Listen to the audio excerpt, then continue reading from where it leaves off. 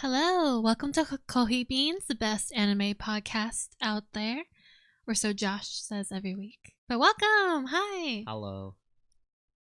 How are you today? I'm good. We watched 6 episodes, maybe. I watched a few less than you. But yeah, today we're going to talk about Paranoia Agent. But before that, let's do a little warm-up talk. Boop, boop. Sounds good. All right, so what did you read or watch this week? Well, everything I'm reading is still on break. Oh. I haven't seen One Piece in many moons. And I haven't seen Hajime no Ippo in many moons. Oh, has it been two? It's been over 2 weeks. Over 2 weeks? For Hajime no Ippo. What about One Piece? One Piece, it's been like exactly 2 weeks. Right. Like it should today. be out tomorrow in our time. It better be. Well, we'll see. But I think it's supposed to. I mean, not One Piece isn't even in a particularly interesting part right now. What? For me. Okay, yeah. I mean, I guess. I think it's alright. There's a lot of action going on. Yeah, but everything that's happening is just kind of like obvious. Yeah, but I really like the backstory parts about Odin. I was like, his name, the food, what kind of food? It's dumb. Yeah, but the backstory about him and other stuff was kind of interesting. That was probably my favorite part.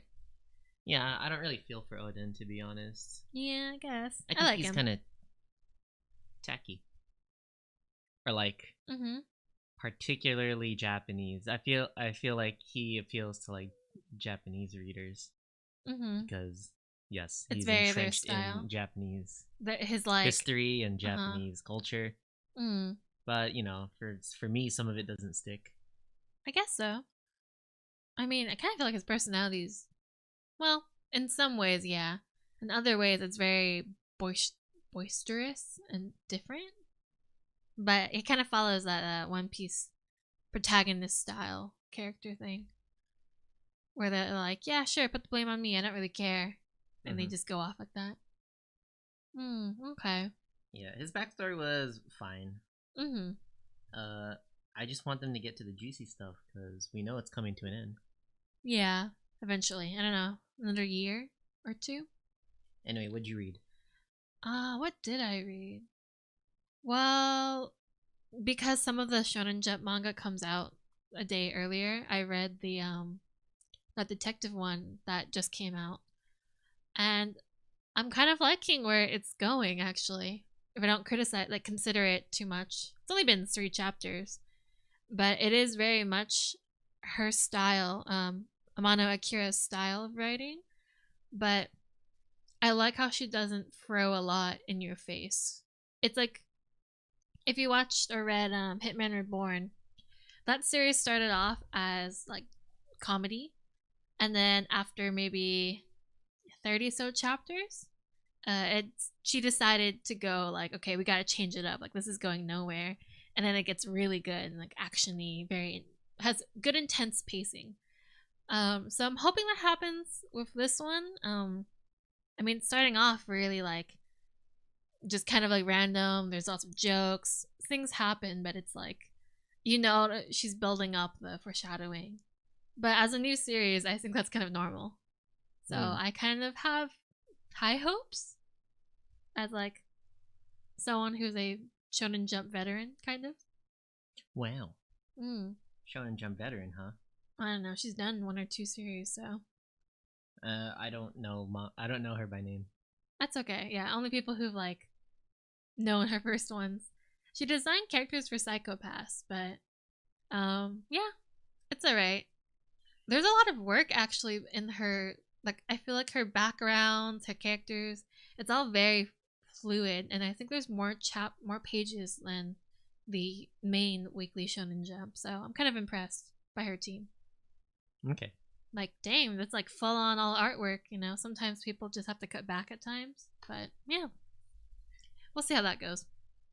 Meanwhile, I've just been reading like 4 Coma. 4 Coma. So okay, yeah. The complete opposite of elegant. Oh, that makes me think of like, I want to catch up on Nozaki-kun. It's been a while. Is that a 4 Coma? Yeah, it's written in a 4 Coma style. Oh, I see. I haven't read it. Well, when I think about the anime, that makes perfect sense. Right? It fits the style of anime. Yeah. I didn't realize like each a chapter of a 4 coma is like 9 4 coma. Oh, I didn't consider how many. Is Yeah, it because I 9? was like, I started the Kaguya-sama spin-off. We Mhm. want to talk about Kaguya-sama, Uh-huh. about these like two girls that are completely obsessed with her, That's funny. and it was a 4 coma, and I was like, oh man, I'm gonna blaze through these chapters. But each chapter was like 9 of them, so I just assumed that that's how they print out. Mhm. They give you like 9 for per chapter, which is a pretty good amount. Yeah. Huh. I mean, 4 is kind of just like an American cartoon, like Sunday comic, you know? Usually it's like 4 boxes as well, or just Yeah, one but big like box. I don't think they like print on like newspapers, do they? No. But I was just saying, like, the They style. print in collections. The style and, like, punchline of a 4 you know? Yeah, like Dilbert. Yeah, exactly. I saw a Dilbert comic this morning. They don't make. I feel like when I was a kid, they used to make sense to me. Mm-hmm. They don't make sense to me anymore. Really? Oh, I don't know. Dilbert ones are like working man, company man kind of ones. Which is why I'm like, why don't I get it anymore? 'Cause Yeah. I got older. I feel like I shouldn't. I feel like I laughed more as a kid with Mhm. jokes I like really didn't understand that well versus like I understand them now. They're just not funny. I don't know. I haven't read it, but I mean, I feel like a lot of the older ones that we used to read haven't been so good, like as you grow up. But I think half the ones I read when I was a kid I already finished. So yeah, like Garfield. I don't think it's still going. Peanuts. Mm-hmm. Yeah. Calvin and Hobbes. Although those are more like nostalgia rather than like I like didn't get it as a kid. Pearls you know? over swine. It sounds familiar. I don't remember which one that was though. It was about a pig. It was very. Oh, it's like the Dilberty. animal. Yeah, the animals one. Yeah. Yeah. Mm-hmm. That one sucked. I don't think I really got them as a kid. I just read them because we didn't get a lot of like Sunday newspapers and stuff like that. It's just that at the library, when I got tired of reading books, I would go and grab some comics like Garfield or Tintin. My dad had a newspaper subscription, and we used to get them every weekend. So I would just read them. Did you do the crossword That's where puzzle? I got my. No, I was a kid. I didn't give it. I didn't care. Some kids do. There were some colored pages at the end. I was like, cool. What? Really? Huh. Well, yeah, that's where the comics go. Your comics were in black and white? Maybe. I guess it's colored, but there's no coloring pages. No, it was colored. Oh, I thought I said there were coloring because pages. the rest of the newspaper is like boring. Well, and yeah, black yeah. and white. And then the last comics are in color. Yeah. Yeah, I mean, we only got it like a few times because my parents didn't want to pay for that, so. Well, my parents did. Ventura County Star. I mean, isn't comic page like in and then we would state, use the newspaper throughout the rest of the week to catch oil as we cook. I guess that's one way of, reusing it. Newspapers are godlike at catching oil. I like them for other stuff, like spray painting or just painting in general, Okay, right? now, but like... No, but I mean, as a kid, we'd use them for other stuff too. Or you could like wrap stuff with them if you don't have wrapping paper and you don't have time to go get it. I've done that. Just make sure you read it first so you didn't wrap it in like murders happening throughout the county.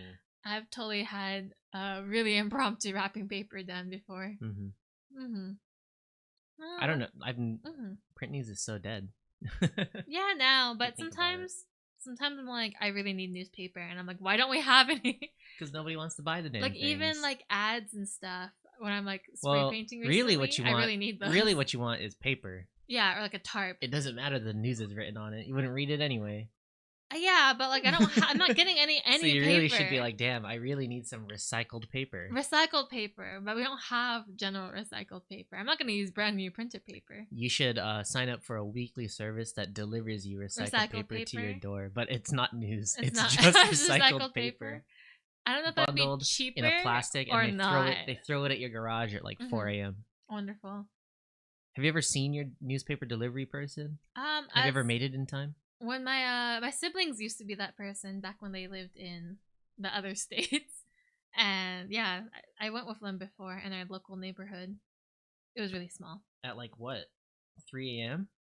No, like 7 a.m. 7 a.m. Just for our neighborhood. I don't know. My brother's done it, and I've totally like followed him one time. It's too late. My dad would complain. He'd be like, "What? Maybe that was like a different project. I don't know." But yeah, I mean, maybe you were spreading propaganda. as a kid, I like went up to someone's garage one time. I remember doing that as a really small kid from my neighborhood. They were like, "Okay, take this and drop it over there." I was like, "Over here?" And like, "No, you're too close to the door.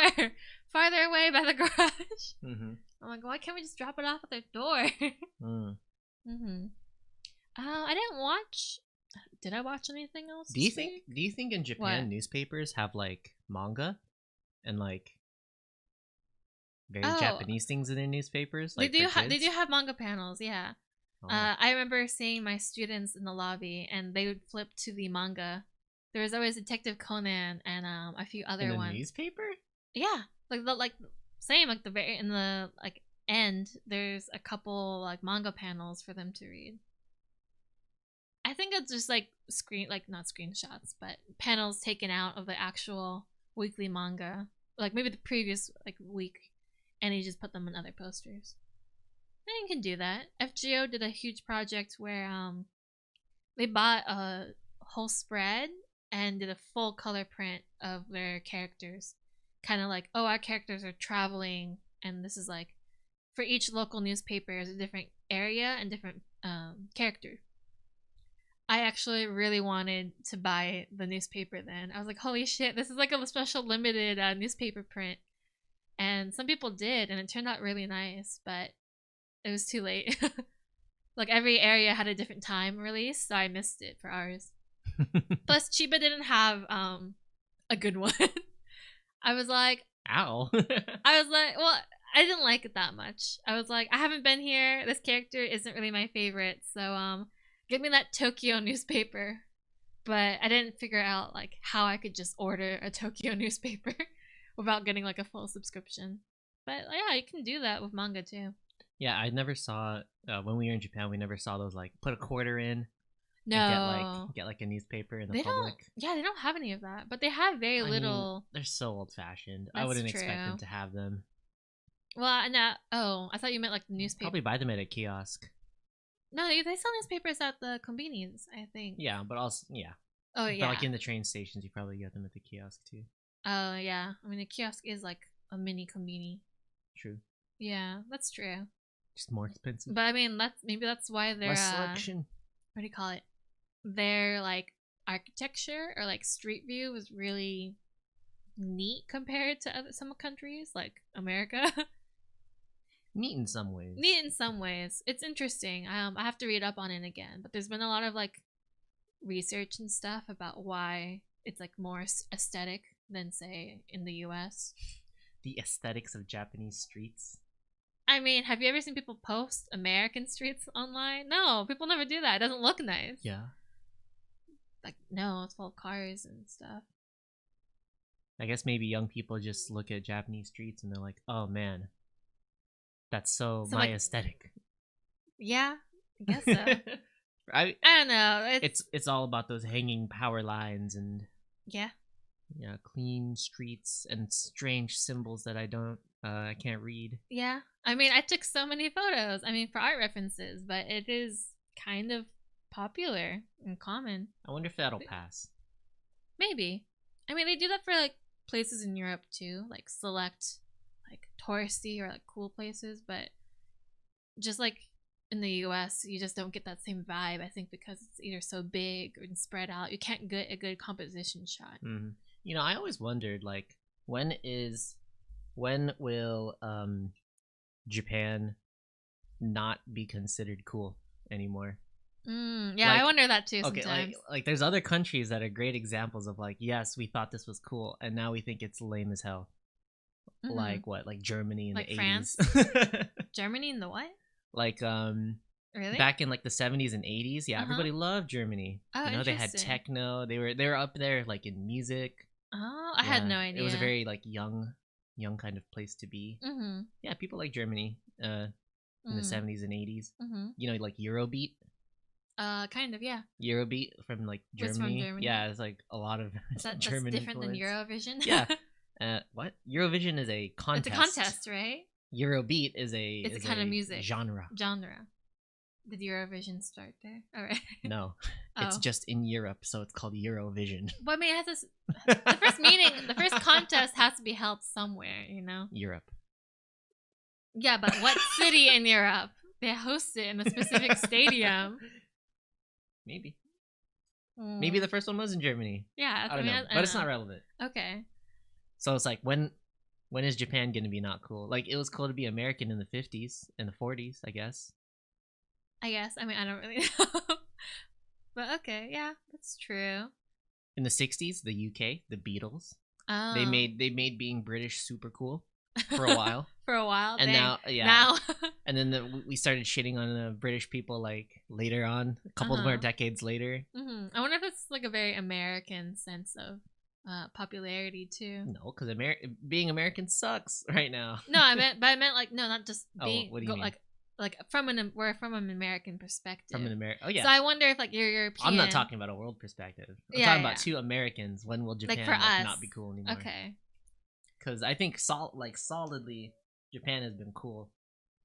Yeah, for like this decade. It's been trendy. But maybe like for like the last like 30 years. Sure, I guess. The I mean, kawaii well, movement, I haven't personally. Harajuku fashion. Yeah. Stuff like that. Maybe in like 2 decades, I could see other places. The year is 2040. Weebs are no longer hip. No longer hip.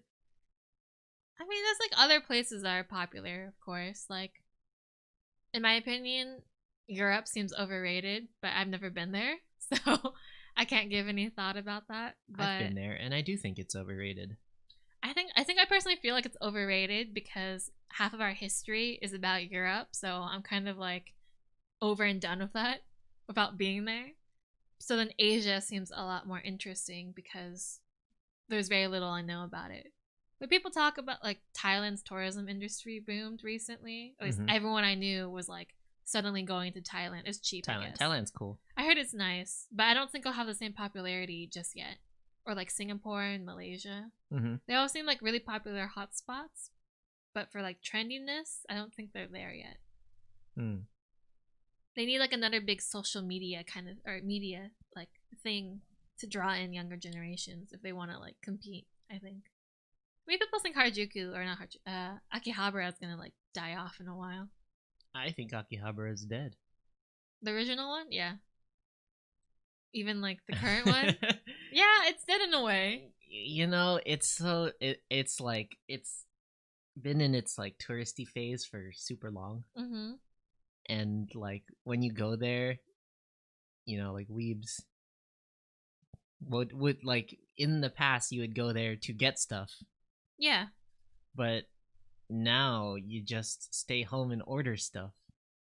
And that's like extremely prevalent. So like the mail service is like destroying what it used to be. Yeah, you know, the internet. Yeah, I don't know how they're gonna adapt to that. You know, like we want to travel to Japan, or we wanted to travel to Japan, but like if I look at like some of my friends, they're like, it's a waste of money. Just buy it here, or just buy it on the internet and stay here and save money. Yeah, but without really worrying about the experience of going there. Oh. So part of me thinks like that's just going to start trending. I guess, but I feel like for me and still a large like group of people out there, the novelty or experience of going is like a big difference, you know. That's why a lot of people travel, right? Like going there, doing something, even if you can buy it in like your own country, is like it's different, and you want to have that fun experience. Yeah, I mean, I'm not saying it's the majority now, but I'm saying it will become the majority. I think eventually. Yeah, I feel like things will change, and we'll see how that goes. Like, is it gonna continue being like this, or is like something new gonna happen, or is shipping just gonna be too expensive? It's gonna be like people will be ordering so much stuff from like Amazon that like advertising for like malls and stuff will be like gone. No, it'll suddenly swing back to like being cool. Like, take a break from your home, come to the mall. Yeah, like a family place, or like come shopping with us, you know. Once in a lifetime experience. Yeah. The mall. Yeah, you know. I mean, yeah, you get a lot of stores at the mall that you can visit, different ones. I mean, think about it. How much stuff is available just from your computer at home, like compared to having to go out anymore? You like, I know it's like it seems like nothing to think about now because we're so used to it, but I still remember when like Amazon Pantry opened up and like you could order food and groceries at home, and that was only like a few years ago. Yeah, I haven't met anyone who's used it though. Yeah, but I mean, one day maybe it will be. That's maybe true. people will use it. Well, I'm surprised. I remember when my local Target opened a food section, and I was like, "What? You're not a food area." But now, You're like, not food. You're drunk. Target. Go yeah, home. I was like, "What? What is this? Like new revamp of their like brand?" And now it's. I mean, I usually just get like snacks there, but they do have like fruit and more like frozen food and stuff like that. So like they're kind of branching into those new areas, and I'm like, will I one day forget that it was just like clothes only or something? I don't even remember a time Target didn't have food. Yeah, it was. I mean, 10 years ago. It was when I was still like in high school, I think. They didn't have food at your Target when you were like. They didn't have like fresh food, like produce, like bananas and stuff. Yeah. What? I don't think so. This area wasn't as nice as it is now. It like a lot changed in the last 10 years. Man. So. I lived in a pretty shitty area, but my Target had like bananas for as long as I can remember. I don't think mine did. That's weird. They all have Starbucks now. Yeah. There were times when they didn't have Starbucks. Yeah, I think so. I can't really remember because I didn't care about coffee back then. You don't care about coffee now. Yeah, that's true. But I always noticed that in my county area, Safeway, right next to Safeway, even though it has a Starbucks inside now, there'll be another Starbucks, and there's always McCullough's, some kind of like weird like oldie like clothes store that I like never went into, and I felt like was too white for me. But there's always that trio, and I noticed in like all the cities around me, they all do that. It's probably just like a company contract that they all have to have that. But I'm like, must maybe be like this everywhere. Maybe they're just targeting the same demographic, so they've like decided to build together. Oh, probably. But I'm like, whoever goes into the store. I'm like, it's a front for the mafia. They don't really sell anything there. I believe it, honestly. I'm like the California mafia. The California Silicon Valley. It's a front for Silicon Valley. To process their virtual transactions. One, very overrated. He's talking about Europe, I think. Way back a few minutes ago when we talked about how Europe? Germany was cool. And then now it's like Germany seems kind of lame in my mind. I mean, I haven't gone. I'm sure there's places that are, but for some reason in my mind, Europe is like I gotta like wipe the dust off of them. You're just biased. Yeah. You sick American. You're talking about how this country fuck. Yeah. I mean, I do want to go Scandinavia, but the rest of it, I'm like, eh. And even then, I don't even know where I'd want to go. You haven't even been there. No, I haven't been into Europe. Well, you know what? I think Canada's lame. I believe that. I mean, yeah, that's kind of a stereotype of Canada, isn't it? Like, I want to go, but like, I think I'm not it's gonna the go old to stereotype of Canada. Actually, like the farther into life I've gotten in, like after like back in like high school, like everybody would shit on Canada. Really? Yeah. Wow. Or it would be the butt of the joke. I mean, look at like South Park, look at Family Guy. They'd be like, "Oh, Canada, weirdos." I've never watched, like, so I have no idea. Yeah, like after college, everybody's like, "Oh yeah, Canada. Wow, it's like better America." Well, that's a joke I've always heard. But yeah, I mean, it seems like Canada's nice, but when I say that, I'm referring to the only places I know, or like Vancouver, or like Ottawa, or what's their other really big city? That's the joke. This. That's a good joke. There's 3. You've got me laughing. Vancouver, Ottawa, and not Quebec. Quebec's an area. No. Dang, can't remember. Sure. Okay. The East Coast one. The East Coast version of Vancouver. The East Coast Vancouver. But yeah, those are like really techie big areas, and I heard Is it Vancouver East Coast? I thought Vancouver's West Coast. I thought it was like Vancouver's up East north Coast. from us. Hold up. Toronto. Toronto, thank you. Oh my god, I can't believe. Y'all pain me. Yeah, I also know a lot of Canadian and American citizenship. Vancouver. Oh, it is in Western Canada. Uh-huh. No. Yeah, because I know a lot of people who used to live up there and they moved down to here. So, like, they're like, yeah, it's a drive up and down. Vancouver. I just want to go to that fireworks festival. Because I like fireworks. But, yeah, I mean, it seems like a nice place. Just nothing past the first 100 miles of the border. Until you hit, like, Alaska. And even then, there's, like, nothing there. I met someone who told me they want to go to Alaska. I didn't realize how prevalent that was. Right? I feel like over time, I've just met more people who are like, yeah. Well, you're the Canada. first person. No, Alaska. Oh, Alaska. You're the first person I knew that was like, I want to go to Alaska. And I was like, okay. And then I've recently met more and more people. Alaska's on the upswing, all right? I heard it's cool now. I heard it's because you get paid to live there. Yes, they need more people there in general. Mm-hmm. But... I mean, I guess it's okay, but you can't get Amazon shipping there too, I've heard. Shame. Yeah. I'll have to go to my Target. Please, there's no Target. There's nothing there. There is a Target. Mm-hmm. There's a Walmart. And I believe Pitbull that. went there. Right, you did watch Pitbull. I thought it was just Justin Bieber. That was the main point of the video, but you watched some weird stuff. There was an online poll about which Walmart Pitbull should appear in, and the internet allowed him to go to Alaska. Do you know? Oh, Kodiak. The farthest Walmart, right? The farthest possible Walmart with like nobody in it. Alaska sounds like prime vacay. Kind of. Depending on the season. I'm telling you, Alaska's cool. Sure. It's cool now. Alaska's a new trendy place that Alaska you're talking about. Yeah, Alaska it's gonna go past Japan at some point. Yeah, like around like 2014, people were like, man, Alaska. Let's go there.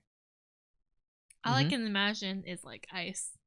And I'm like, nah. Did I ever tell you why I wanted to go to Alaska? Yeah, because you met people and something about like a book and someone you met like being a fisherman there. Yeah. Yeah. Wait, I was going to tell you a different story, but then you reminded me of the original story. You have another reason? Whoa.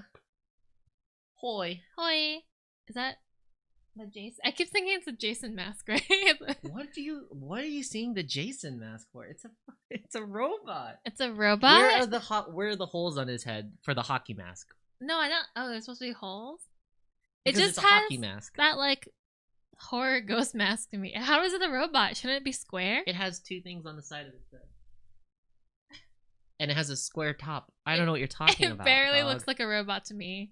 It has to be that like square, like Rob or like Okay. Yeah. But back to the Alaska. Okay, no. Alaska is cool to go to. More. But what I want to go back to the original question: will it ever be lame? Will Japanese stuff ever like be lame in American culture? Or like is going in the American perspective? Right. Like we started off with like Japan's really trendy right now, like a place to visit and go to. But how long is that going to go for? I think other parts of Asia will be the next popular place. Yeah. When they catch up and stuff. Yeah, when they somehow get themselves like out there as much. Hot take, maybe Japan is on the downturn now. Because of just the sheer amount of weebs just mucking its reputation. Yeah, I totally believe it. But it does bring a lot of money. And even then, like, Osaka is nice for not weebs, too. Hot springs? Oh, gotta love that. No. I don't know. We'll have to see. Maybe the Philippines will come up? What's your take on that? Well, we just closed a bunch of Jollibees, so no. Oh, okay. Yeah, no Jollibee. When you close the Jollibee, how can the true Americans experience Philippines without Jollibee? Without Jollibee? Yeah, your equivalent gone. McDonald's? Yeah, they're gone. Like, people are gonna be like, "What's a Filipino?" After all these Jollibee are gonna close down, and everybody in like a few years, everyone's gonna be like, "Filipino? What's that?" Mm-hmm. Once we come out with some original content for once, I'd believe that. Yes, we do need original content. Mm-hmm. Yeah. You know, I started formulating or I started thinking about how unoriginal the Philippines is, like in high school. And I always argued with my mom about it, as like because she would watch like TV, Filipino TV. Yeah. There's nothing original in Filipino TV, like Filipino media. All the Philippines wants to do is copy stuff that they see in Western media, and they have no sense of originality at all. I think that's really common in a lot of Asian cultures. It's extremely bad in the Philippines. Yeah, it's extremely bad in the Philippines. They see a judge. They see like American Idol. We need a Filipino Idol. We need you know, we need singing competitions for like 10 years. Right. Yeah. We see, oh, now they don't want to do just singing anymore. They want to do like dancing and shit. Okay, let's do some K-pop style. Yeah. Oh my god, they started copying the K-pop phase. Once K-pop got big, then the Philippines started pushing out all these like stupid idols, boy band groups that just all they do is wear their fucking college sweaters, and they're like, oh hey, yeah, I'm a clean you know, what do you call it? Emotionally rich guy, and I also have sick dance moves, and I put on makeup. I like the weather just seems so different for me that I can't imagine them wearing K-pop clothes, like the Korean aesthetic of like the sweater and like the jackets, and I'm just like, it's too hot over there. You can't match that. It doesn't work the same. I don't think they wear. I don't know. I mean, they wouldn't. They wear the heavy jackets. I know, but like to get that aesthetic, you know, like some people really want to copy like the K-pop Korean style. And if you want to go really deep into like Philippines trying to copy Western media, just look at who they're casting. They only cast light-skinned Filipinos. Yeah, I do that everywhere. And just look on TV and like the amount of like lightning they do on skin tones and like Filipino TV. It's so sad. Like the skin bleach is really common in Asia, which is unfortunate. Yeah, I saw it sometimes in Japan too. I was like, oh, I do not want to get that and like ruin my skin. That's actually so true. There are like dark people in Japan, but like there are. You really don't see it. You really don't see that reflected in anything that you see. No, you don't. But like, I had a couple students who were just naturally like darker. And I think a lot of people, I think it's a stereotype, but in Osaka area, it always seems to be that way. Like they're more boisterous and like loud and like friendly, but like also more tan. Yeah, when I went to Osaka, everybody was like tan as hell. And I was like, oh my god. I think it's just because they're outside more and like maybe they get more sunlight because there's like slightly more south. They're more like, they're more island. Yeah. They're more islander. Or like Okinawa climate. Kind of style. You know? They're island climate and everybody is super chill there. Yeah. But like in Tokyo, it's very different. Completely different. Yeah. I mean, I have seen that in the anime. They always make the Osaka characters like more tan, but it's still like not a lot. But yeah, they do that. And I'm like, weird. Yeah, and my parents used to watch, my mom used to watch, it's kind of like a version of The Bachelorette, I'm guessing, or Bachelor. It's like this guy comes on always with copyrighted music. And then there's 30 girls or women and they play clips and they get to buzz if they want to continue or not continue with potential dating. And then so the first one, he just walks in, they play like an interview kind of video, and then they get to buzz, and then the next one they get to ask a question and then watch more videos about stuff till like the final guy, like whoever's left, if anyone's left, the guy picks one of them and they like go on a couple dates and they interview them months later. And I'm like, isn't that just kind of like every Western like Bachelor show? Yeah. I don't know which one came first. I mean, they don't all live together and they figured it all out in like one day, right? Yeah, it's like one episode.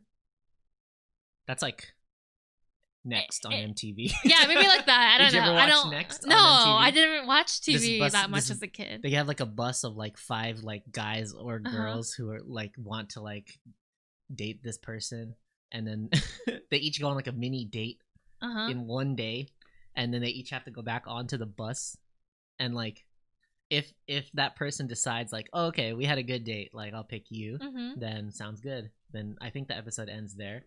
But if not, you just say like, sorry, next, and then that person gets off the show. They're like, this is bullshit. What? Yeah, they have a date, and then like the person who they're all trying to date has the choice to be like, get out of here, next. Wow. Okay. I don't know. I've seen like Chinese versions, and you know, the reason why I remember it is because my mom would turn on the TV, and I hear Chinese, but then I hear copyrighted like Katy Perry. Was it Hot and Cold? Was what played all the time.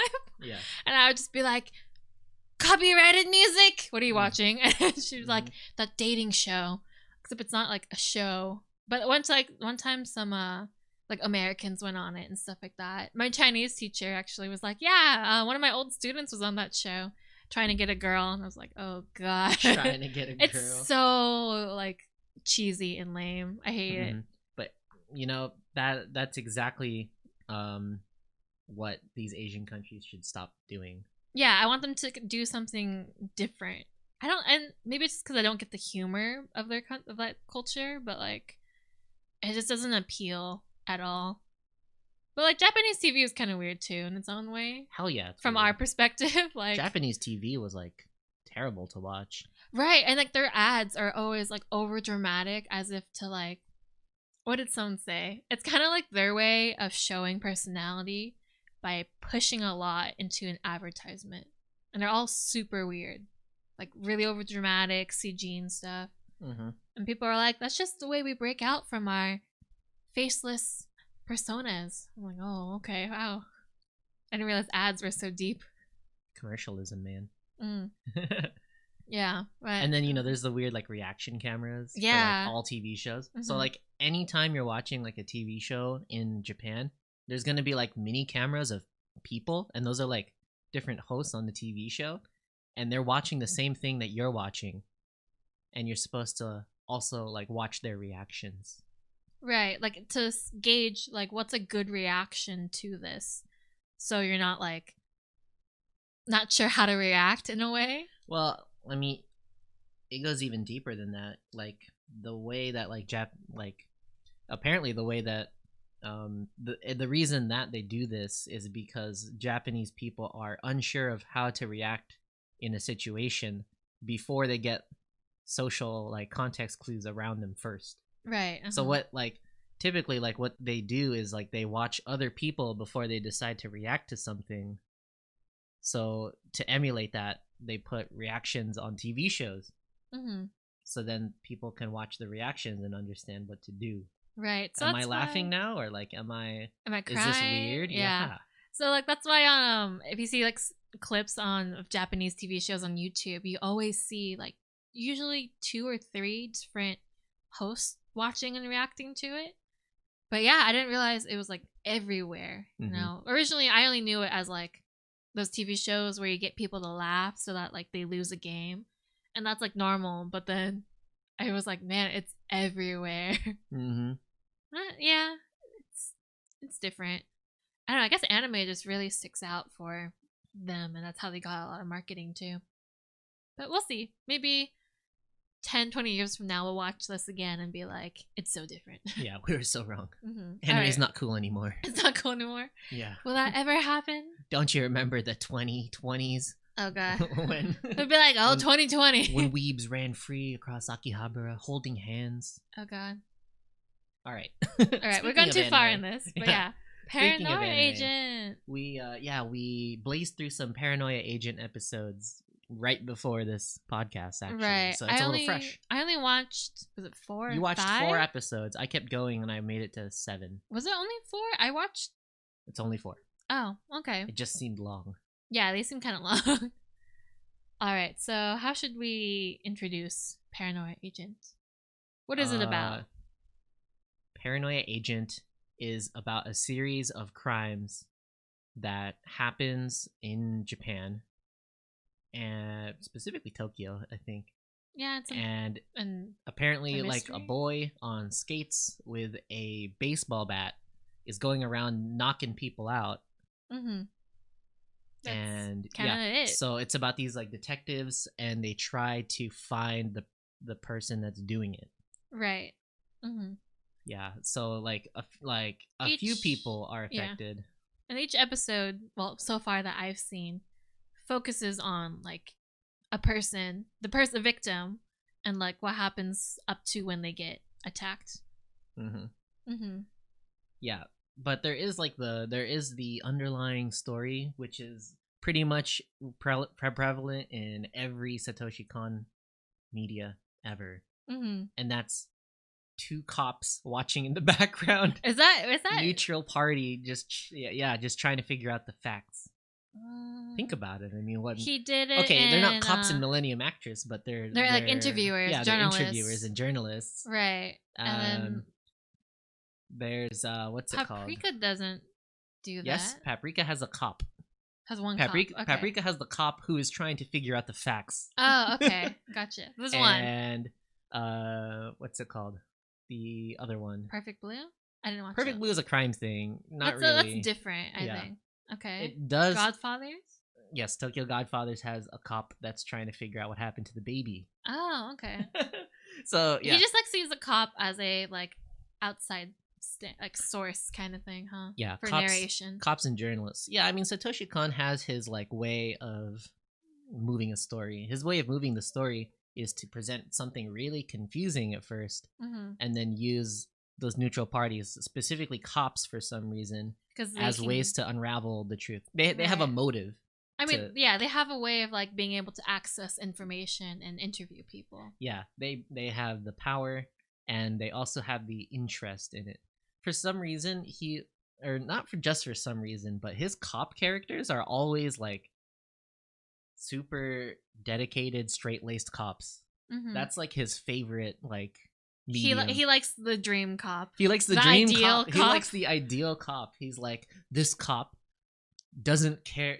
He wants pure, true justice and the facts. And he's hard-boiled, but he's not mean and he's not crooked. He's firm and serious and wants to go for it. Yeah, that's exactly the kind of character that he pushes. So which one of those cops is that type in Paranoia Agent?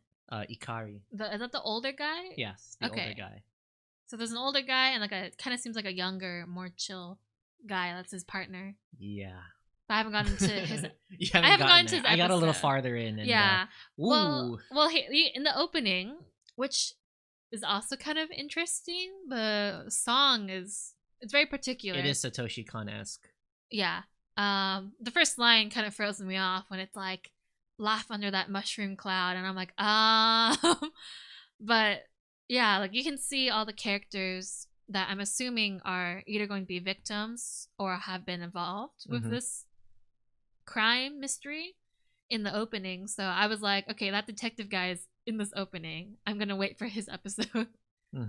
Okay, yeah. Well, Satoshi Kon does love that shot of the characters all looking straight at the camera and like smiling or doing whatever. Yeah, and this one they're just laughing. For some reason, he always like draws your like attention to the character's like face at some point in like every film.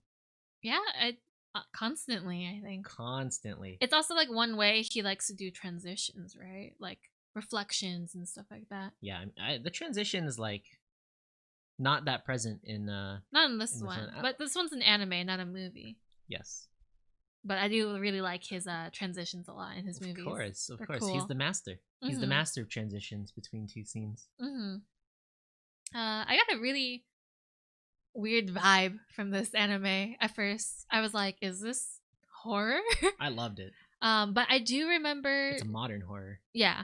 The like before I watched it, like I've heard of the name, but the only thing I had seen before that was like a GIF of the main, not main, the assailant, the villain, the boy. Like I seen a lot of GIFs of him skating up and like hitting you with the bat, you know. So I was like, oh, this is the show it comes from. But when I looked up the poster, I was like, this scares me a little more than I expected. Like I don't know, I just didn't expect this kind of a design. It makes sense. Fumaromi in the corner? Yeah. The dog? Well, when I Googled like for images, I was like, oh, so this is the kind of show we're gonna watch. And I was like, huh. Well, you can see in the picture, the shadow of the kid is on his head. Yeah. In the reflection. Swing. Yeah. In the shadow. It's just not really kind of series that I would probably watch by myself just because I'm scared, I guess. You're unsettled. Yeah. I mean, just from the opening, too, characters just laughing randomly without, like, context. It comes, Paranoia. I'm like, Yeah, this is It kind of does make you paranoid meeting all those characters in the opening, right? yeah, like, I'm like, what's gonna happen? Are they all part of a cult? Like, I'm sure, I was like, okay, I'm sure we're gonna unravel this, but from the start, I'm like very unsettled. I wish you'd read Oyasumi Pun Pun, because there's a lot of parallels going on between those two series. I believe it. I just feel like I'm not ready for that. Or it's not my type of thing. I feel like I would get too deep in those, so I don't go for them as often. But I mean, it's You good. would hate Oyasumi Pun Pun I've heard, yeah, because it explores the dark side of humanity. My shit. That's mine. That's my side. It just hurts me too much. But I mean, I know what happens in some stuff, and I'm just like, I don't know. I can't handle it. A gas station blowjob from a one-eyed. Yeah. Okay. All right. I think it's like when like BoJack Horseman was popular, and like oh God. I had some friends who were like, I just like that, like seeing him go so bad and try to be good but fail at it, and I'm like, nah, I can't. It hurts me too much. I like the good stories. What's some struggle? Stories? Struggles are okay. Superficial struggle. Yeah, I mean, well, there's different kinds of struggles, Like, I know these things happen, of course, but seeing it is a bit too much. There's like the clear storytelling kind of gold standard is like, is your conflict purely like physical, purely antagonistic, or is there a moral stake? And I actually think very, very few anime have a moral stake or try to tell you about what's right and what's wrong. But those two series clearly are interested in telling you what's right and what's wrong. Yeah. Yeah, so, I can see that. I like plenty of anime that have superficial conflict. But the ones that I like gawk at, and I always go like, that's the moral conflict anime. Does this one have any of that? Hell yeah. Yeah. Yes. I also notice Satoshi Kon has, in a way, it's very good at portraying the male gaze and stuff like that. Yeah. Like in all of those movies and this that one episode about the lady of kind of a split personality, and one's like a prostitute. And like there's the other scenes between like the male gaze and stuff like that. He portrays it very well, and yeah, he's extremely in tune without it being like too I don't know, too like catcally, like rapey. Like, well, yeah, I mean, no, I still think it's rapey, but like it comes off different than like other ways like other series have portrayed. Yeah. I mean, that goes back to like why I think he likes to use like the straight-laced cop. Because those characters are always void of any sexual desire. Yeah. They're just older. That's true. Older, looks like an older guy. He likes the older cops as like the vehicles of the story because they don't have that kind of interest. They're driven for their goal. Their pure drive is to unravel and get the truth. Yeah. Like sexual distractions, like that's not part of their thing. Especially in Paprika, you can see that. Yeah. He's not interested in her, like Paprika's like advances or sexuality. Well, maybe that's why the younger cop is the one that gets an episode, because he kind of had some weird lines in the beginning, and I was like, gross. But yeah, I mean, I'm like, that's like the kind of character this guy's gonna be. Okay, let's see what happens. But yes, going back to what we talked about, the moral conflict of this show.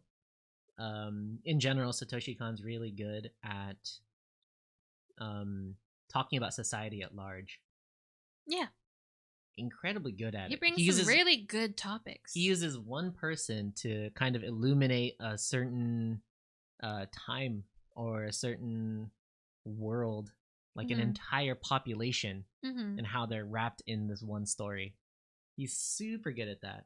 Oh, he's really good at putting like creating a vibe and atmosphere.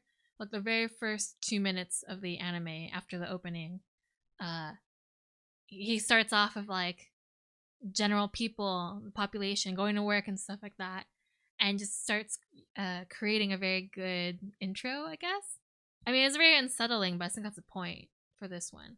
Like, you overhear tons of conversations of people, and they're all very negative and like pressured. Oh, sorry, I can't get this done right now. I'm gonna be late. Oh, no, I can't do that. It wasn't my fault. It's that guy's fault, and it just created a very strong like atmosphere or starting for this series. But I think he does a good job of that in his movies as well. Yeah, I think he does a good job in every single and what he works in. He puts a lot of effort. Yeah. Yeah. He has a very particular style. Yeah, I mean you get to Paprika, and I mean it's set in the near future, but you know that's not what he's talking about. Mm-hmm. He's talking about like crisis of identity. You can see that in Perfect Blue as well. Yeah, there was that in this one too. I like that. It was very, very good. Identity is maybe Satoshi Kon's bread and butter. Yeah, he's super good at talking. He's good at talking about the modern condition and the struggles with your identity, mm-hmm. and like who you are as a person and how that's defined. I think he's deeply interested in talking about mm-hmm. those problems. Mm-hmm. Like Paprika, it's obvious.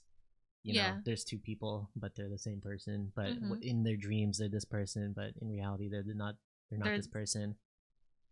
Perfect Blue, literally split personality. Was that how it was? Yes. Okay. Yeah, I don't remember that one very making up like another person, which does happen in the show too. Yeah. Well, in Perfect Blue, wasn't making up a person to avoid like addressing issues, right? Yeah, distraction for the pressures of society. Right. Mm-hmm. Yeah, I only remember the very opening of Perfect Blue for some reason. Mm-hmm. And after that, I'm like, I don't know how that actually ends up being. But mm-hmm. yeah, they did that in this one, episode 3, I think. Mm-hmm. Yeah, that was interesting. Yeah. Millennium Actress is maybe the one that's not as easy to see it in, but I think the ending is very, it does tackle that question a lot. Identity, especially as a, call it for females. Mm-hmm. I think it's a very feminist movie. Yeah, I like that one the most, probably. Yeah. But yeah, going back to Paranoia Agent, that is what it's doing. It's talking about modern society at large. Kind of the pressures people face. The pressure that people face, how they deal with it. Mm-hmm. So you didn't see this, but like later on in the series, spoilers. They realize that the little kid that's attacking people with a gold baseball bat, mm-hmm. Each of his like victims, somehow their life gets better after.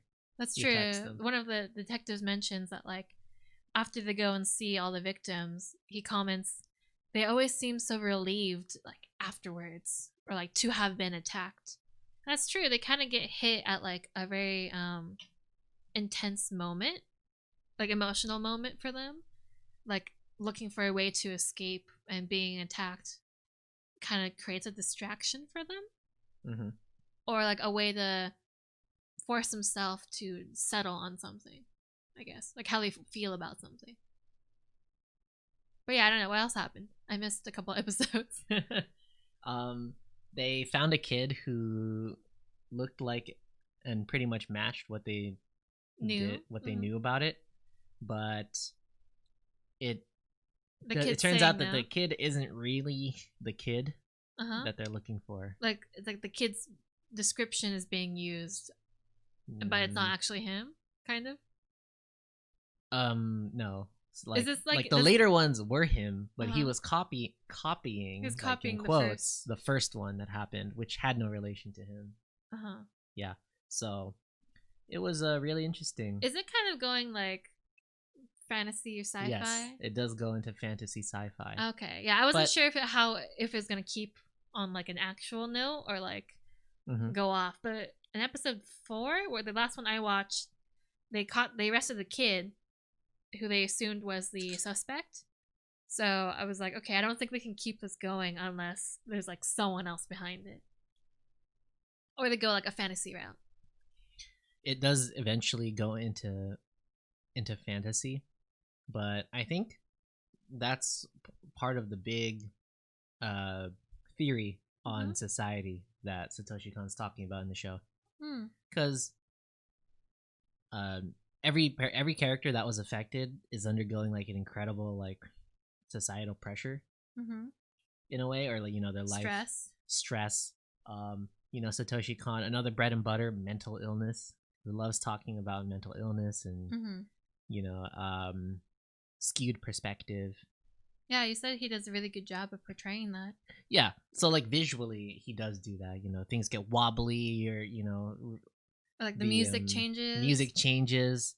It shows you exactly like what these characters' mental states are like. Yeah, it's very clear to see and easy to understand. Like sometimes sympathize with. Yeah. And each character is kind of, or each of the people that get hit are kind of like distracting themselves from their real lives. Right, yeah. They're not like facing reality. Right, like the first one, that one's maybe like not as clear to see, but they're all definitely avoiding something or not sure how to deal with the next step. I don't know, like the boy, he wants to fall into the persona of like he's number one at everything, right? Yeah, it's like his ego. Yeah, like he's like his ego and pride. But once it's gone, like he doesn't know what to do. And he puts the blame on someone else that's technically not involved the same way. And then, well, the other ones are a lot more obvious, like the cop who's actually part of like a prostitution ring and stuff like that, and like owes money, and that one's really obvious. But he's like, I don't know how I can stop doing all of this, but like I can't. He wants to be stopped. Is that the last one I watched? Yes, that's the last one you watched, because he's hit the kid afterward with the shoe. Yeah, I saw that. Yeah. So maybe the one after that. The chancla. You said. The chancla. He throws his shoe at the at little Slugger, the kid with the bat, and he like snipes him down the street with it. I know. I was like, damn, how does he? He took a hit to the back, like the head of a metal bat, and like was fine. Maybe because he took drugs. Built like a tank, man. I mean, he took some drugs earlier too. But he was like, "Oh man, I hurt," and the guy was like, "Holy shit, you didn't like knock out from that." But does it really matter if they're all related? Like in the detective says like law of causality or something. Causality. Because like they're all like related in some way, but that was his original like idea.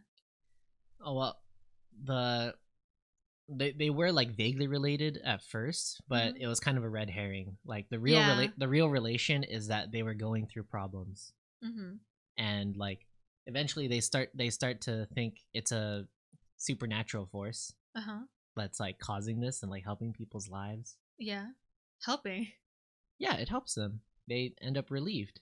They feel relieved. But what about like they don't really address the other things going on though, right?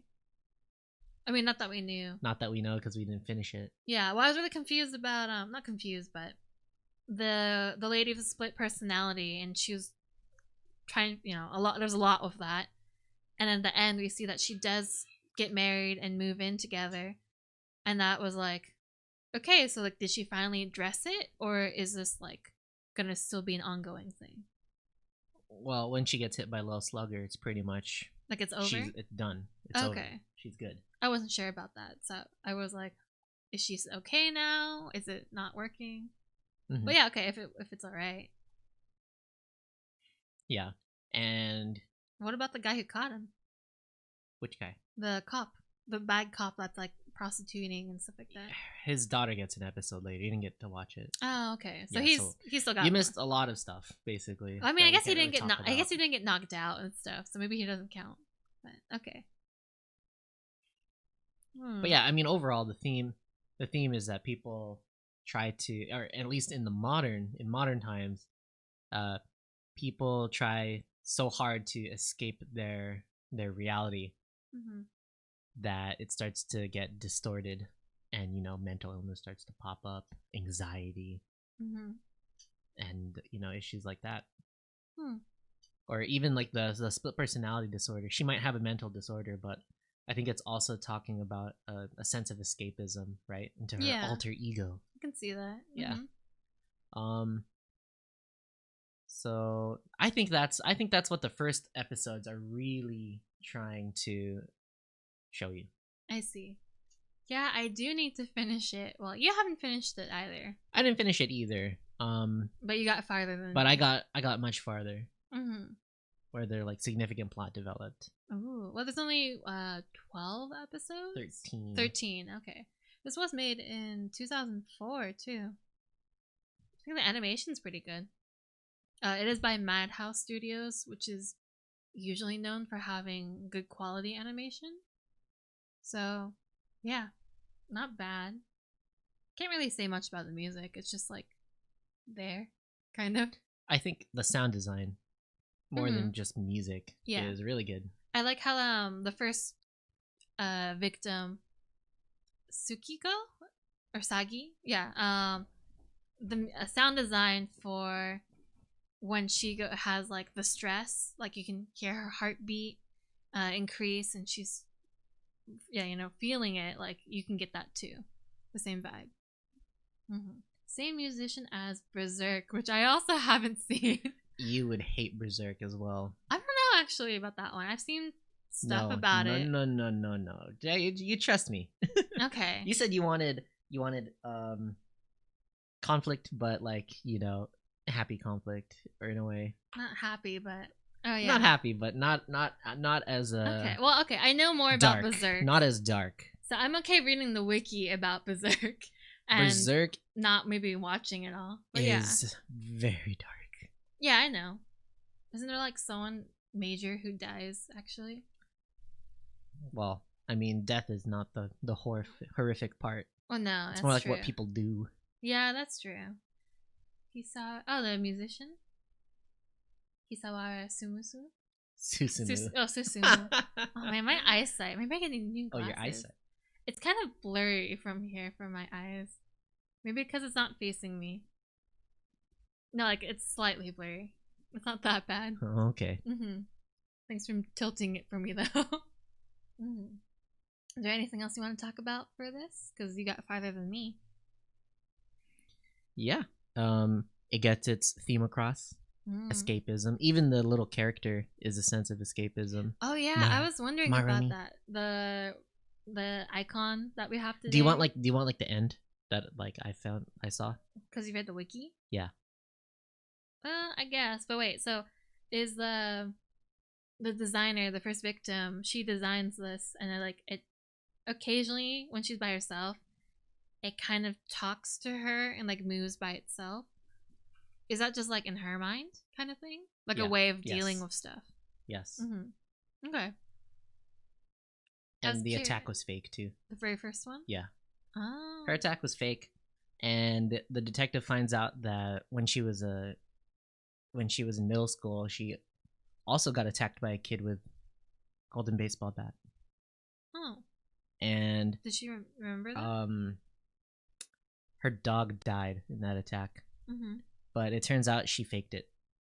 The very first one? Yeah, she just made up some lie about some kid with a baseball bat hitting her. And she did it for this time too? When really she just let go of the leash, and then her dog ran into traffic and died. Oh, so she didn't want to... Okay. Yeah, so she made it up. And, as an adult, she did the same thing.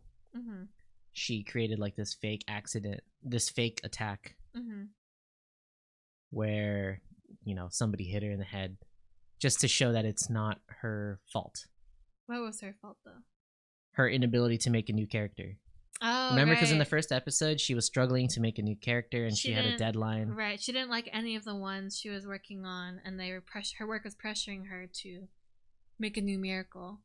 While she also had like no friends or support system too, huh? Yeah, and that's really what the show's trying to talk about. Escapism, avoiding blame, society's pressure on you. When it becomes too much, what do people do? Yeah, it was incredibly human. Right. I think. But after the first one, did it become real? Or like the person attacking? Like the guy who chased after her. He got hit. It gets into some mythical shit after that. Okay. Yeah. Not a series I think you would really like, actually. Like the ending? No, you'd just be, I don't know. You would disappointed. You would be unsettled by the violence and the theming, and then you would be mad that the ending is so wishy-washy. Not wishy-washy. It's just not a neat little bow. That's okay. It's really open and makes you think a lot. That's fine. I'm actually okay with that usually.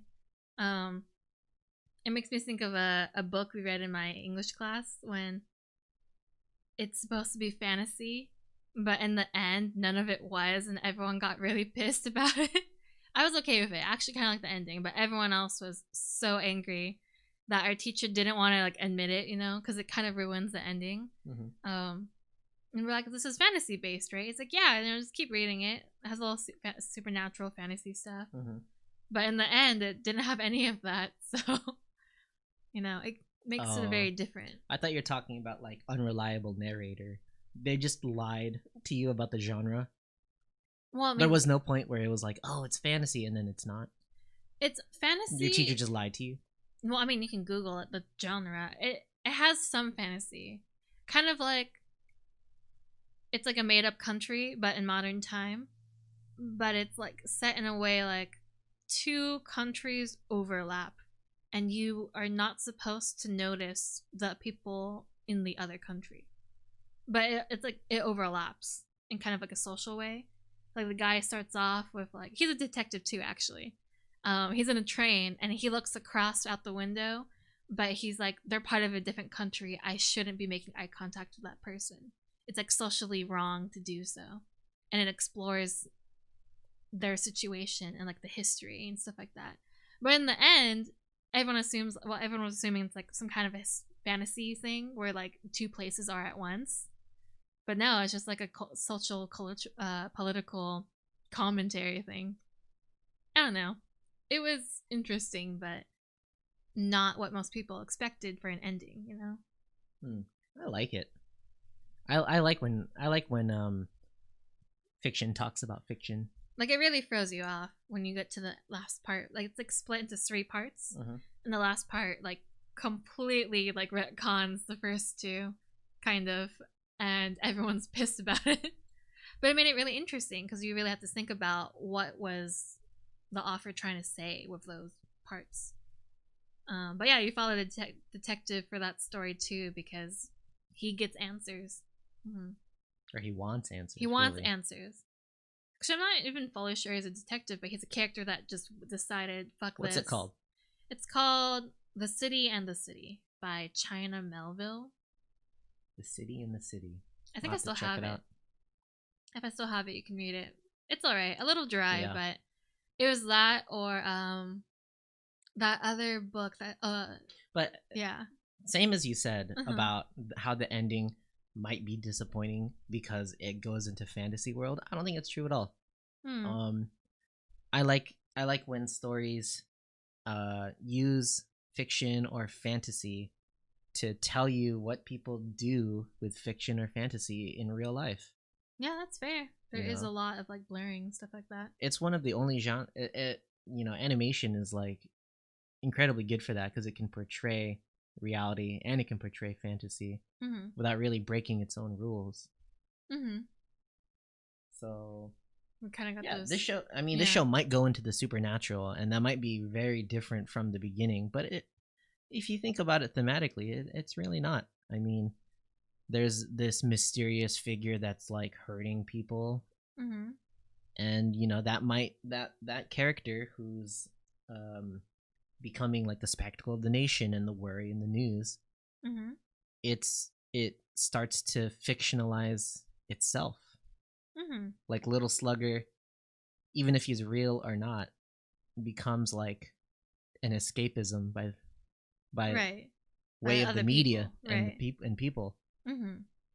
Like they can put like blame on. They can put blame and fear.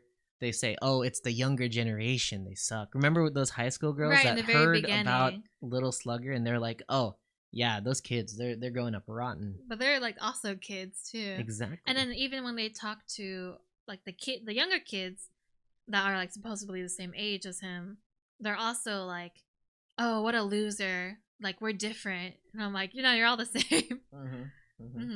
It creates a very clear like victim or blame, like a place and thing to put blame on.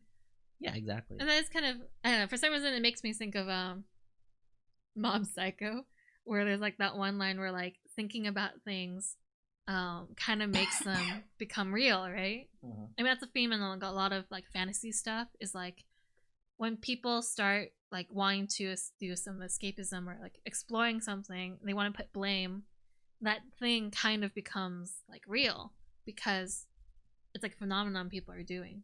That makes me think of right now, actually, in real life. Of what? It's like everywhere. I think with coronavirus. Yeah, I mean, it's definitely a real thing. Don't get me wrong. Don't get me wrong. That's not fictional at all. That's not fictional at all. Stay home. Wear your fucking masks. Wash your hands. No and parties. Don't be stupid. Don't be stupid. Yeah. Don't be stupid. It's real. Even though people are getting tired of it right now. But I mean, people. I mean, just look at the media that's come out since quarantine. We are fictionalizing,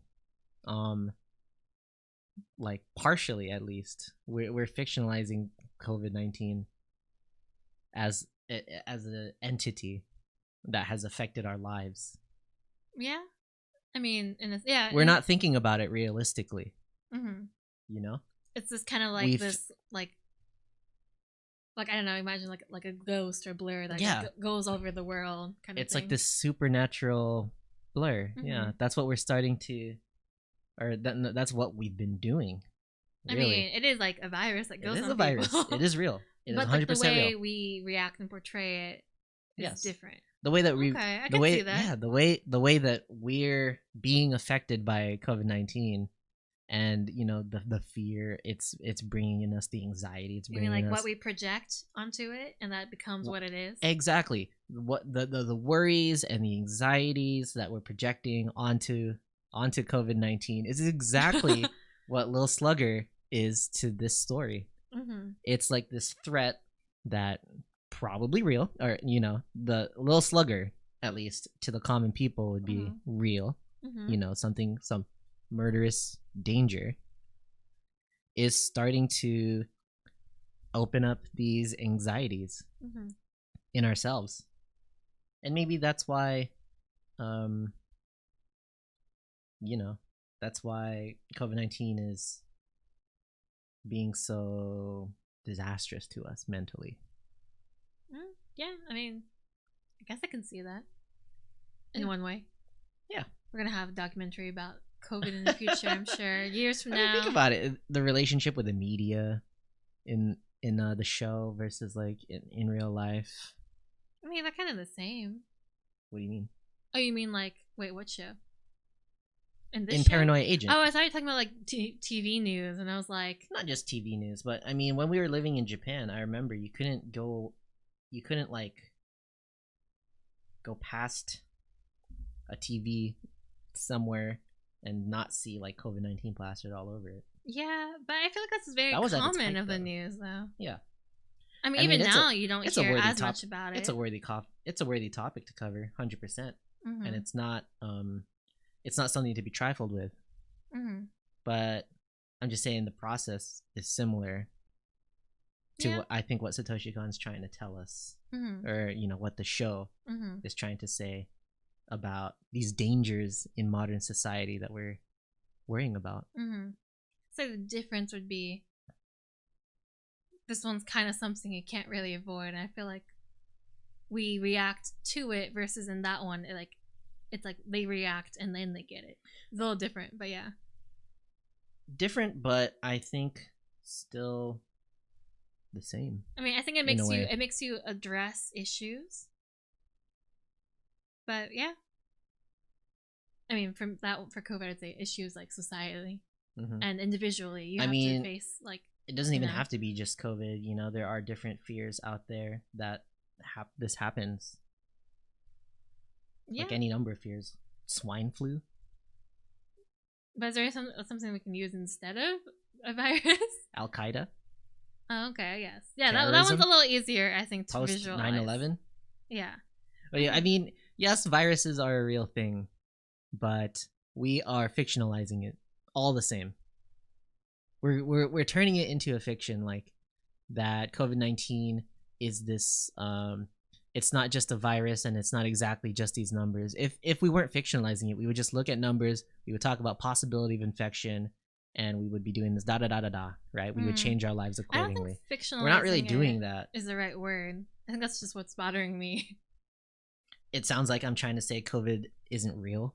Kind of, or just like no. I need a different. I know that's not what you mean. I just mean I want a different word to express this, like putting like using like this object or concept or person.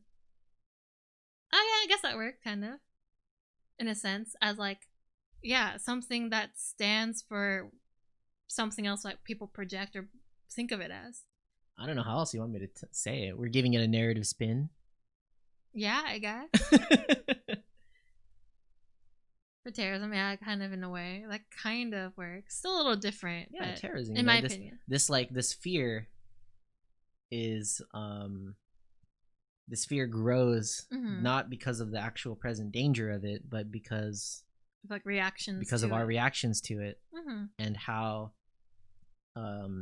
it's putting a stop on our daily lives.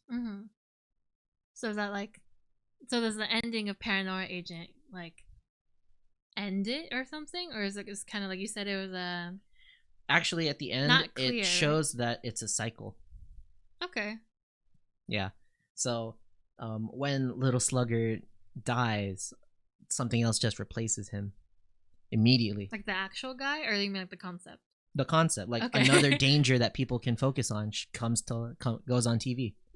Okay. Which is exactly like what we're talking about right now. When some danger dies, another danger pops up for us to focus on and like kind of antagonize and forget about reality for a second, just to take in this like fear, take in the, what do you call it, take in a story. But is it really like, I mean, is it really bad to do it? Not that it's bad, it's just what modern people do. Yeah, it's what we do. I think what people have always done. Okay, so it's just kind of like not something we think about every day. You know, what we do think about is how COVID actually affected our lives. But I mean, when you look at it, I mean, I've seen countless articles and stuff about how COVID-19 is changing our very way of being. So giving it like, it's not, I say, making it like an active kind of phrase. Like COVID-19 is doing this, but it's like our reactions and what society does. Yeah, like more, you know, like we're affected by it, but it's like we have to make the change ourselves. We're not what like what's it doesn't happening, have a brain. What's happening is we're not saying COVID-19 takes blank number of lives today. Yeah. What we're saying is in our own lives, COVID-19 is causing us anxiety. Yeah. Yeah. In a way, that's not reality. In a way. So like saying like. In a way similar to what in the show, if there was a TV program, if there was a news update about Little Slugger, they wouldn't say Little Slugger hits 3 people. It would say Little Slugger terrorizes the streets and causes fear in a neighborhood. So clickbait. It's kind of clickbaity. You know? Well, I was thinking more like instead of saying COVID-19 has taken blah blah blah lives, it would be like people who have this many people who have COVID have passed away. Yeah, factual, purely factual, but that's not what we're doing. Oh. Yeah, sometimes we do it. Well, I mean, yeah, it's like sometimes, yeah, it is very factual, and sometimes it's not, depending on the news source and stuff like that. Yeah, but you know, vast majority. Okay, I guess I see what you mean. Yeah. Yeah, I mean, the media has that effect. Well, what do you think about the new normal? Ooh. Yes. It's up there. Yeah, the new normal. There wasn't always a good normal. But yeah. I mean, it's just that the media is defining the new normal in a sense. Yeah, it's easy to consume it like that, I would say. So can we give this one a rating? I haven't finished it, so I'm not sure. It's not fair to give it a rating, but I would say it's definitely worth watching if you like Satoshi Kon. It shouldn't be the first thing that you watch. No. From Satoshi Kon. I wonder, is this what movie came out after this one? Assuming it wasn't like the last. After? I don't know. It might be his last one, to be honest. 2004? Let's see. Oh, I didn't. Paprika came out after. Oh, okay. Then Paprika, and then he was working on that other one before he passed away. Okay, yeah. But yeah, the show is very Satoshi Kon-esque. Yeah, he has a very clear style. Very, yeah. It's nice though. It's very nice. Interested in talking about society, which I appreciated. Complex. Doesn't try to do a simple story. Simple concept, maybe. He goes for big stuff sometimes, or like not like the concept is simple, but the way it's portrayed in his story is like kind of complicated till you get to the end. Yeah, I think that's what turns people off when they try to watch Satoshi Kon. They don't like how not straightforward it is, how much thinking you have to do, especially Paprika. I think Paprika's not that easy to comprehend when you first watch it. Yeah, I guess. I've seen it a couple times, so I don't remember. Maybe the first time I was confused, but I was also like 9, so I don't trust myself back then with that. Yeah, you should definitely watch it again. But I did I like Millennium Actress. It's Millennium different Actress though. Is his most straightforward, but it has a very poignant theme. Yeah. What other ones have I seen? Yeah, they're all I would good. recommend Millennium Actress first. And then maybe Paprika. Maybe. I mean, you can take your pick after, but I think if it's your first time, you should watch Millennium Actress. Get like a slight introduction to what he does. His kind of thing. Yeah. What I really liked about Millennium Actress is, the plot is based on like two women, two actresses, and how they go from one era to another era, and how they grow. But the real story that it's telling you about is the uplifting of women over time. Yeah. Yeah. I guess I mostly just focused on the main story of like that one character. But that's the front stuff. Like, think about the very last lines of the story. They're not particularly connected to anything. Did she really go to space? Yeah, no. No, she didn't go to space. But what she said was, "I'm not. It's not. It wasn't the person. It's not the person that I'm chasing. Yeah, it's the chasing that I was chasing." Yeah. Yeah. It was all about the journey. It's all about the journey. She's not obsessed. She's not obsessed with some guy. Yeah. Yeah. He was just kind of like an excuse or a way for her to. Yes. A way for her to portray it, not really an excuse. Like she knew what she kind of wanted. Yeah. So at the end, she's not chasing, this fictional guy really that you would expect from a typical story. What she's chasing is like kind of herself in a way. Yeah, it's kind of just like what can she do and how far can she go with it, and that's what she enjoyed doing. Like, we kind of just spoiled the ending though, so I hope you guys have seen it. Don't worry about it. But it was really good. The animation and music too is really nice for that one, and all of them. But I particularly like the transition shots for that one. But yeah. Satoshi Kon has great works, and you can never just like not go back to it. Millennium Actress. Watch a girl star in many films. The first few in which she's a helpless princess or she's completely obsessed with some guy. The last of which she what do you call it? She becomes an astronaut or becomes a samurai. Right. Yeah. To show that she's more independent, or Mm-hmm. that over time her roles became for more like independent as a woman. Yeah. Yeah. That's true. Yes. All right. Well. Okay. So yeah. Else we can talk about? Overall, let's give it a number. Let's just say the number that we gave it so far from what we've watched. So far, huh? Yeah. Paranoia Agent. I'll give it. I'm giving it a 7. A 7. I give it a 9. Okay. I give it a 9. I love shows that make me think. I've only gone through like a third of it, so yeah. I'd say like a 7.5 right now, because I'm kind of left hanging a lot. I like 9 because it reminds me of Oyasumi Pun Pun. Oh, that one has high ratings for you? Oh yeah. I didn't know that. Oh yeah, life changer. Okay. It like redefined what manga is in my mind. You know, like before Oyasumi Pun Pun. Well, okay, kind of also Aku no Hana, which we talked about last week. Right. Flowers of Evil. It like redefined what manga can be in my mind. You know, not just distraction, not just not just a distraction piece, not just like visually stunning. Like it introduces other ways of using manga or anime to portray stories. I mean, in a way, like most of the manga that I read are quite poor at giving you lessons on reality or teaching you about society or things that you can take away.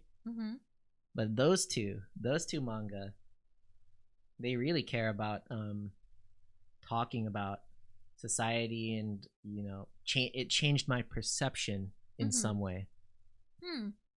And I can't say that about like One Piece. I enjoyed One Piece, but like I enjoy One Piece immensely. I enjoy Naruto immensely, but am I trying to say that my real life has like my way of looking at life has changed because I read them? No, not at all.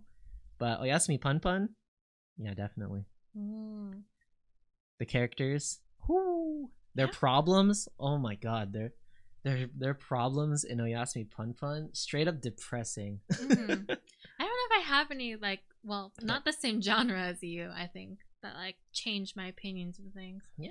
There's some that like I think have really changed the way I consider anime and manga. But they're definitely not like gritty.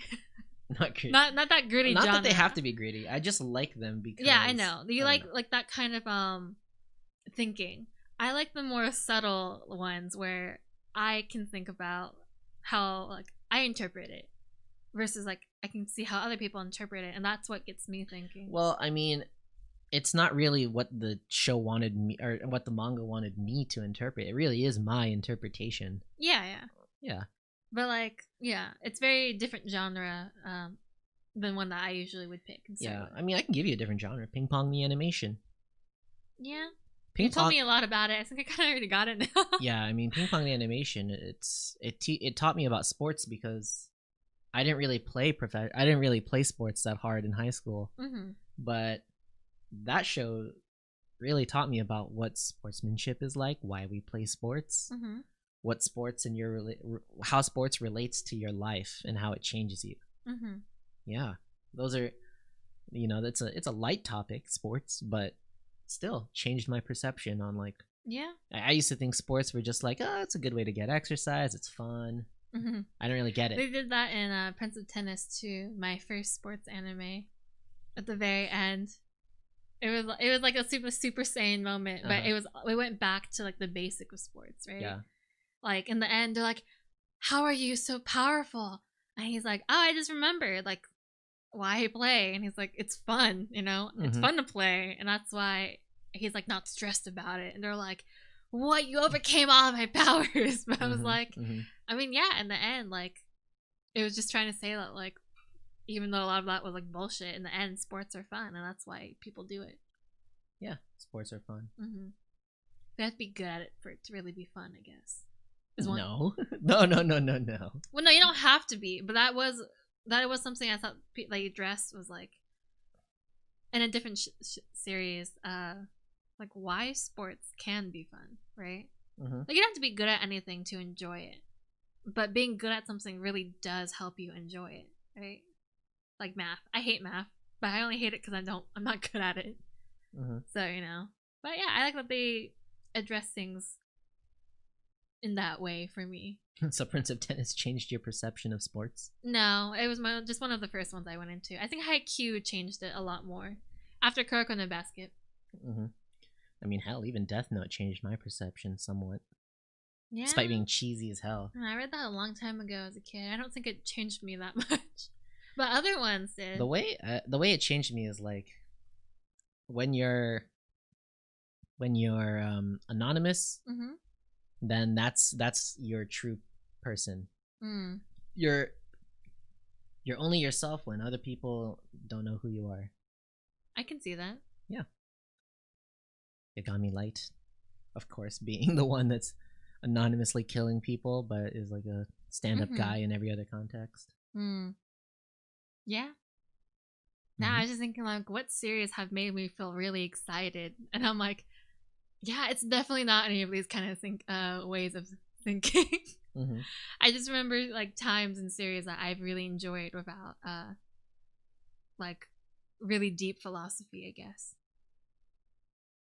To be honest, y'all, Death Note philosophy, I think that's the one people who don't get anime can get into. Yeah, I guess. Let me think about that for a moment. Death Note philosophy. I think Death Note's really big because it is one of those that like doesn't tackle typical anime stuff. I mean, it's a little older now. It does tackle typical anime stuff, I think.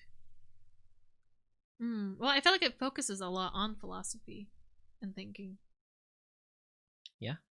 Kind of like Psychopaths did a lot, but like too heavy in the anime, unfortunately. A lot of people got turned off by how much they talked in the beginning.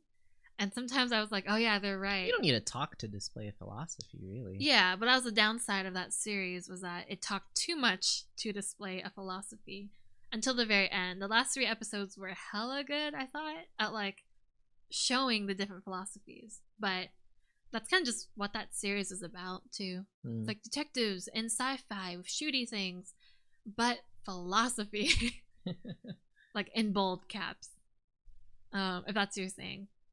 Kind of gruesome too. I forgot how bloody it got like throughout the season. I watched season 2 and I was like, this is twice as gory as it was in season 1. But yeah, more philosophical talk. Now I like more of the character driven, like in the identity things, more than like branching overall philosophies. But maybe I'm just vanilla like that. But there's no good or bad. Character, I think characters should be the vehicle towards higher lessons to be learned. I don't think characters and their growth is the end all be all. I mean, characters and watching them grow should teach you about how to grow yourself, push yourself, things like that. But their story should not be where you stop in a fiction or narrative. Yeah. I just think those are the ones I prefer because I don't know, I don't really feel like I want to see or like care as much about like overall philosophies. Like I feel like you can just get that elsewhere. Lucky Star, that was an early series. It was fun if I remember correctly. It kind of makes me think of Moomin and like it seems cute, but I think there's stuff that they address, like kind of. I think Haruhi Suzumiya did that too, but I didn't really watch enough of that. I didn't watch Haruhi. I didn't get it. I don't get why people liked it. I think it was too late into my anime watching where like Haruhi is the origin of a lot of shows style. Yeah. So by the time I had watched it, I'd already seen it all. Copied and pasted. Nah, I just think I was too young to really get it. Like it was like for people a little older to enjoy. But it might be a light novel too, so that's why it's popular. Alright, well, is there anything else we can talk about? No, I think we've talked a good amount about Paranoia Agent and a lot of other stuff. Thanks for joining us. I mean, that's the joy of a podcast, you know? I have these revelations in the middle of an episode and then we flesh them out. Learn about them. All right. Well, we kind of did give a review too, and overall seems like a good watch. Haruhi goes far. I think it does, but I only watched the movies and those like 8 episodes that repeat over and over because my brother wanted to watch it. But yeah, I have to go back to that someday. I feel like it was announced, like a remake was announced, but maybe that's something else. Maybe we'll review that in a few weeks. Yeah, maybe we will. Wouldn't be bad. We'll watch and review it. All right, but what are we gonna do for Tuesday? Topic Tuesday. Let's find out. Topic Tuesday. Oh, Topic Tuesday. Master list. Okay, fine. Your jingle. Let's see. What do you think? I'll let you pick. I think I picked last time. For topics? Yep. What did we do last time? Burnout. Oh yeah. Before that tier list. So I did tier list then. Okay. Let's do something fun, I'm guessing. Also because I won't have much time to research. Fun topic next week. Let's find out what it is. Should we just talk about the big 3? Because that's easy. The big 3? Or is that too easy and we want to go more into it later? I mean, I can go ham on the big 3 if you really want. I mean, yeah, I can talk about why stuff. I hate Bleach. Okay, I mean, we can introduce Bleach to you, I guess. I feel like you would actually enjoy the first episode or 2. I did watch the first few episodes. I watched it on Adult Swim. Oh, right. Yeah, but if we do talk about the big 3, I'd want to talk about, their impact. More, more like external to the shows themselves. We can talk at length about the shows themselves. Yeah, I think if we want to go more in depth, that's a different episode in the future. But we can start with that maybe, and that way in the future we can refer to what we've already talked about in a previous episode. So let's talk about the big Shonen Jump 3, One Piece, Naruto, and Bleach, which I've seen and read all of them, but Josh hasn't, so I'll be your Bleach what do you call them? Government connoisseur. Not connoisseur, no. You're a connoisseur of Bleach. Oh, I'm your Bleach. I'm your Bleach ambassador for next week. I'm so sorry for your loss. Yeah, you know what? I am. It's all right. I watched YouTube videos of them fighting. Yeah, I've gone for the whole shebang. My friend likes to write Bleach fan fiction. I can handle it. So we'll talk about it next week. If you have any questions and ideas too, feel free to ping us on our social media like Twitter, Instagram, Facebook, Discord. Yeah, we're on here. Can you message people on here? Yes. Oh, well, nice. Nice to know that. But I'm on Twitter and Instagram like all the time, so feel free to message and send us ideas, public or private DMs too. Yes, so you can check out Kohi Beans on Twitter, Instagram, mostly. The others we use. But you can also watch old episodes on YouTube. Don't forget our YouTube channel. Oh, right. Where you can watch all of our old episodes at your convenience. And I have conveniently fixed all of the audio. Yay. Yeah, so it sounds a little cleaner on YouTube. You'll just get it a little later and you can't interact with us really. All right.